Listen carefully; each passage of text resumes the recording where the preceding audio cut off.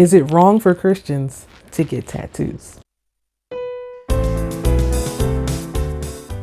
You know, as Christians, many of us, have different beliefs when it comes to tattooing our bodies. And I see this topic trending frequently.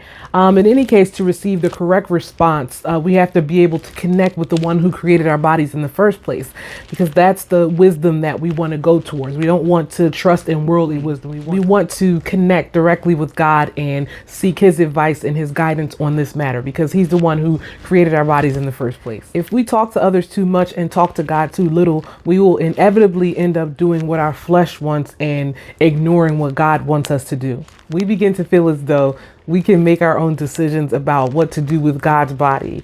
And we grow accustomed to believing that we are capable of making choices apart from God. One thing that we must understand first and foremost, to make the right decision about what to do with our bodies, we must submit our bodies to God. And, when we desire something and we haven't submitted to God, we will give into the yes that we want to hear and not the yes that God needs us to be obedient to. We will try to relax the laws of God, and without being obedient or dying to our flesh and being born again, we are nothing more than unrighteous children, lost and looking to fill voids through our idols. We need to fast, pray, and surrender our bodies to God. By surrendering your body to God, you are acknowledging that you are living in his temple, and your decision to do anything with it is not your decision at all, but his.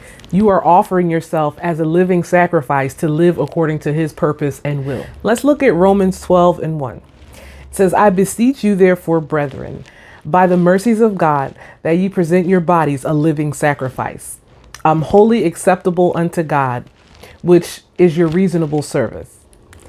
In addition, we also need to surrender our thoughts and our heart to God, because sometimes when you have things in your heart or in your mind that are not of God, you end up not asking to determine what God says or to be obedient to what he says, but you're asking just enough questions just to get closer to the yes that you want to hear. A lot of people, we have different opinions. We go back and forth. We seek validation through others.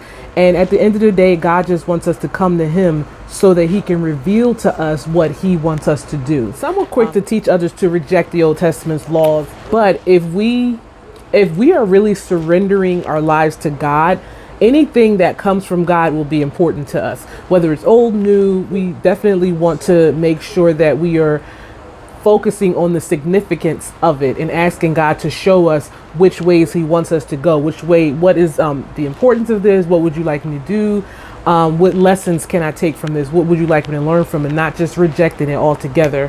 I think a lot of people are being led to do that because they misunderstand things, but our main goal should be, Lord, more of you, less of me. Just John 3:30, he must increase, but I must decrease.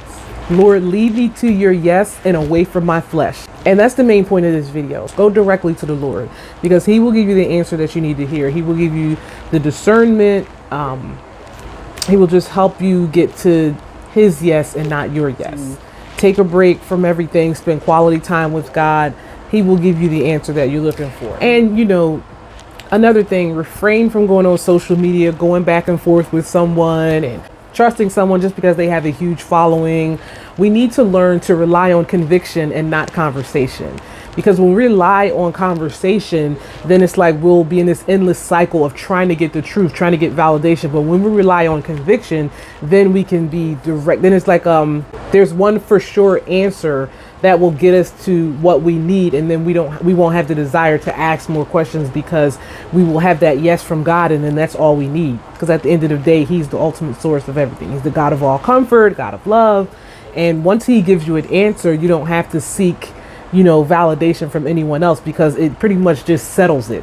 It's like, God said this, I don't need to ask anyone else. I don't need to go back and forth. I don't need to create a video, a podcast, trying to argue with people. I can go to God, get my yes, and that's it.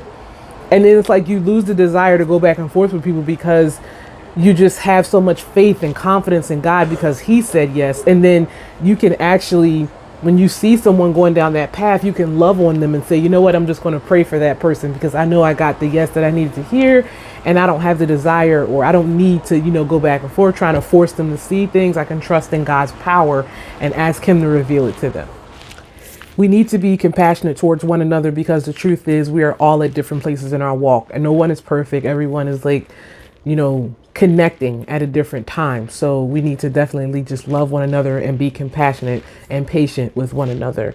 Loving our neighbor, asking God to teach us the right way to love our neighbor. God led me to create this video. And when he did, I was looking for the correct way to interpret surrendering our bodies to him so that we can get the right answer.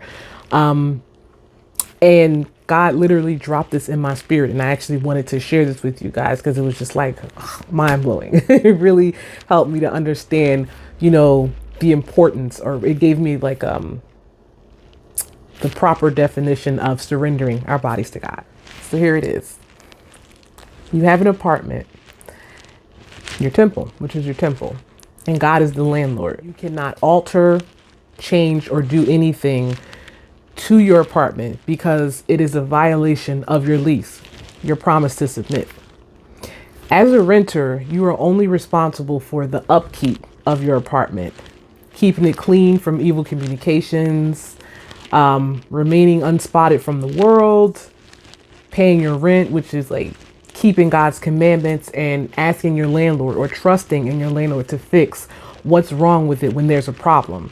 Because at the end of the day, the landlord who lives in heaven owns the building, not us. So what's really, really important is he created and paid for it with his blood. It's his building. And when God dropped that into my spirit, it really helped me to understand the importance of how we may take on this mindset that we own what he's given us when really we're just there to take care of it because it belongs to him. And so that was definitely really eye-opening when he revealed it to me. So I just wanted to share that with you guys. If you ever have trouble with understanding what it means to surrender your body to God. And I would say definitely pray for discernment in different areas that you're confused in, or if there's anything that you want God to reveal to you, I would say spend quality time with him, pray, fast, turn off social media, and definitely spend that time praying to God and getting the answer that you need, because he definitely will reveal it to you. It's just sometimes we can't hear him because we're so consumed with the world and the things of the world. So it's like when he's reaching out to us, it's like we have so much darkness on our hearts that we just won't receive it. We'll reject it. So that's why it's important to release the things of the world and just focus on God. Give God complete and total focus. Okay, so if you like this video, don't forget to like, comment, and share. Subscribe. If you have any questions that you would like me to answer, you can definitely post it below. I'll post it in the video for you. Feel free to post it, and I will be more than happy to answer it. See you next time, everyone, and God bless.